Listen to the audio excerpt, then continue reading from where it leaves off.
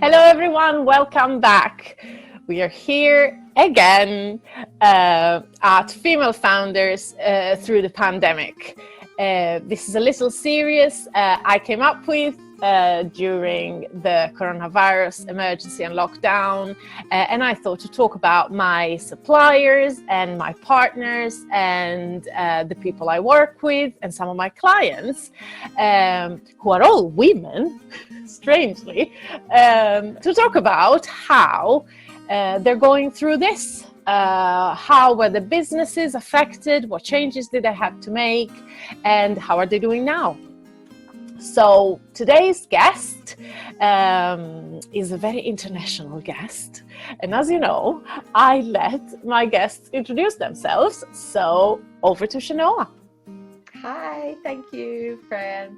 I'm Chenoa Parr and I am a PR consultant. So essentially I help businesses to get featured in the media. So think BBC News, think the Daily Mail, Forbes, and that helps to skyrocket their reputation. It helps businesses to attract new clients, but also position them in as an expert in their space. And I tend to work with female entrepreneurs in general, as well as tech for good, third sector. And I'm starting to get more and more marketing agencies approaching me who want to learn more about PR and specifically digital PR to help their businesses with SEO. So that's a new area that I'm seeing. Fabulous. So tell us a bit more about you and your business. How long have you been in business, and how were things before coronavirus, and how are things now? Okay, I had to check on the calendar because it seems like my business has only been going for a year, but it's because it's been 3 years. 3 years in March. I couldn't believe that. So it's almost like a business of two halves. So when I started 3 years ago, it was very much working with businesses, with corporates, and sitting in their businesses 2 or 3 days a week, real hands-on. Because you came from a corporate background. I did. I came from a corporate background, worked 25 years in corporate in various sectors. I've worked in tech and social housing and property, aerospace, right across a number of different sectors. And when I came out, I had the good fortune to work with a couple of tech for good companies, startup companies. So I worked with them in their organizations, and I had about 1 or 2 clients, really good clients, and which I really enjoyed. But about a year ago, I started thinking, you know what I would like to do is to teach people, to help entrepreneurs, to help businesses, to show them, to mentor, because I've always loved that in business, mentoring people that I work with, and I really enjoyed that bit of the business. So I thought I want to do that, and I'd also like to push the business more online because it was very much in person, working in offices. So I started that work about a year ago, thankfully, to moving my business online. And so before the coronavirus, my client base was growing, had a couple of clients on retainer. I had just finished a beta of my group coaching course where I was teaching entrepreneurs in a group how to get PR. So that was going well. I was just about to launch that course, working with you, Fran. So I was just about to go into launch mode. And felt like things were kind of taking off, and then it all hit. So I had to rearrange plans. Now I'm at the position in the first few weeks. I think we were all kind of a bit stunned, a bit shocked, weren't sure what to do. A couple of my clients have gone on a little bit of a COVID. What should I say? COVID hiatus. They're kind of. They put me on pause for a little while. Yeah. So which is completely understandable with cash flow. So I had to quickly kind of come up with a new offer, and I get I'm on a subscription, an annual subscription where I pay to receive journalist inquiries every day, every hour. And I thought, how can I work this to client advantages? So I came up with an affordable offer of a PR matchmaking service where, as the journalist requests were coming in and the inquiries were coming in, I've got a bank and a database of founders and entrepreneurs that I can match those queries to in a very affordable way. And it's something I'm running up until June, which I think benefits everybody, the journalist, the business, and myself, which has been really, really good. And I've also had a few requests from people to run my course, my PR course. So that's what I'm working on at the moment, and I'm looking to launch that shortly.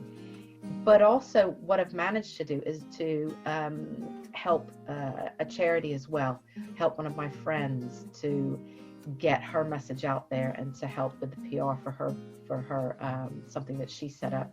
She's a psychotherapist, and she is now offering an online mental health support to NHS frontline workers. And within 4 weeks, she's got about 2,000 therapists. Oh, wow. Across the UK. It's fabulous, who are offering their services for free, one-to-one. And they are getting thousands of hits a day from NHS frontline employees, from nurses, doctors, care home workers, ambulance drivers, and they need mental health support through this. So she's offering a great service, a really needed service there. And I'm helping her with PR by volunteering to get that message out there. So that's a little something that I've That's been absolutely fantastic. I absolutely love it. Fantastic. Well done. Oh, yeah, they're doing an amazing job. Yeah. And I think it is very much needed. I have quite a lot of key workers around me, friends, family. My partner is a key worker, and I can see the impact that this is having. I mean, it's certainly a stressful period for all of us, work-wise, family-wise. We've had to adapt to so many changes, and the children have had to adapt to so many changes, but they are the ones who get hit repeatedly every day. So definitely well done.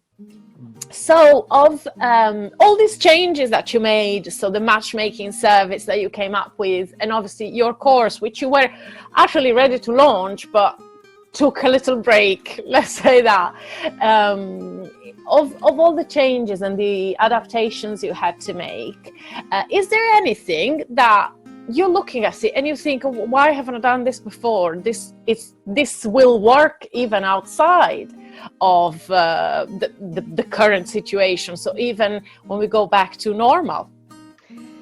Yeah, I think the matchmaking service I'm really enjoying, and that's great. So I think I will carry on. There will probably be some tweaks to it when I look at it. You know, you always have to look at these things and see where you can improve. And but yeah, I will carry that on till June, and then it'll probably launch in a different form, a slightly different form. I haven't thought about that, but yeah, I think that's working really well. And the course as well, I'm enjoying putting that out there. But something that I've learned about, I think, from myself is it's kind of given me a kick up the butt. And I've realized I can be adaptable. And you know what? And I think, I don't know if everybody feels like this, but you know that little voice sometimes, that imposter syndrome that kind of kicks in and starts going, or makes you procrastinate. What I've realized is this situation, although it is difficult, it has shown me that I can adapt my services, that I can move quickly, and that I can respond to anything that it throws at me. So it's made me more flexible, more adaptable. I've learned things about myself. And you know what? I'm not giving into that self-doubt. I have put out offers there, and I will continue to put out offers there for my clients at different levels of business, affordability, etc. So it's kind of been a positive for me in terms of my response, that I would have never thought that I could respond like that. Yeah, so it's kind of I love it. And during this series of interviews, I've heard this quite a lot. A lot of people saying, I'm just looking back and thinking, why have I not done this before? Someone was talking to me, Jess, a writer. She's a content writer, and she does this amazing, well, you'll hear all about it on her interview when it comes out, but she does this course, and it's like a live course in person. It's a residential course. So people were asking her, can I join online? Because I can't come where you are, but I still want to do the course. She was like, no, you can't. And now, obviously, she had a lot of these courses booked, and she found herself in the position of either cancelling everything or telling people you can come online, and obviously she did that, and they're going wonderfully. And she said, I've realized that not only I've restricted myself, but I wasn't allowing people to do something they really wanted to do. Despite them saying, well, I'm fine with not coming there, I want to do it online. I was like, no, you can't. I know I know exactly what you mean. It's just given me that kick that I needed. Yeah, and adapt. And it's funny how it's the same. I had to come up with new services and new offers and things like that. And when I was working on them, it was the same. I just thought, but why would they want me to tell them these things? Because it's obvious that they're going to do this. And then one of my friends went, well, it's not obvious because this is what they pay you anyway, the rest of the year for. You're just putting it in another frame. It's funny, isn't it? The things we tell ourselves, it's just funny. Exactly. As you know, we always close this. You've given us a lot of positives, and this, I find myself saying this sentence over and over again during this interview as well. You have given us a lot of positives, but if you had to pick a top 3. I think I'm going to talk about probably the top 3. It's given me a chance to kind of take things in, because as a founder, as a female entrepreneur yourself, you get hit with so much at one time, and you're busy doing this and running from this place to another to get things done. This has given me the time to sit back. I've allowed myself to kind of take things in, so I've been able to slow things down and really look at my business. So that is a real positive, but as well approach things in a different way that I didn't realize that I could do. And the other 2 are all around my family. I have enjoyed getting out in the garden. So I can't get to my allotment, which is in North Wales, but what I'm doing is mixing my flowers with my vegetables in the garden. So I'm really looking forward to seeing how that's going to turn out through the summer. I've got Swiss chard next to tulips. And then I love cooking. So it's reignited that love for cooking. I'm getting very nostalgic, cooking a lot of my southern foods that my Nana taught me, and spending that time showing my daughter how to cook when she's interested, because she's like 12. So she's kind of coming in and out of interest, but I'm enjoying that time, focusing on the things that I love outside of work as well as my family. So yeah. Lovely. I like that. Do you deliver? Sideline. I know. Business. Yeah. The amount of people I've seen, though, coming up with these amazing recipes. I just said, well, I want that now. Why did you put it on Facebook? Exactly. Terrible. So if people want to look you up, look at your offers, if they're interested in the matchmaking service, where do they go? Probably the 2 places I hang out a lot on LinkedIn. So you're more than welcome to connect with me, Chenoa Parr, on LinkedIn. And also on Facebook, I've got a free Facebook group called PR Made Simple, where I share media inquiries, journalist requests, but I also share tips and advice on how to do your own PR. So, and also if you want to find out about the matchmaking service, drop me a line at hello@chenoaparr.com. Fabulous. Listen, thank you so much for being a guest. It's been wonderful as usual talking to you, and I hope to see you really soon. Oh, thank you, Fran. Thanks. Bye-bye. Thank you. Bye.